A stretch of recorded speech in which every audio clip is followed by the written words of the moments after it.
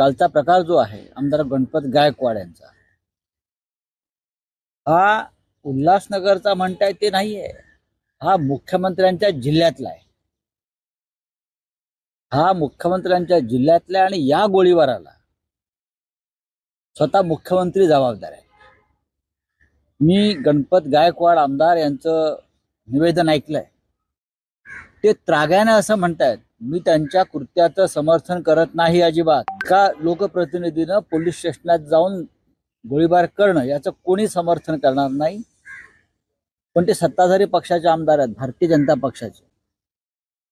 त्यांच्याच पक्षाचे गृहमंत्री आहेत, उपमुख्यमंत्री आहेत.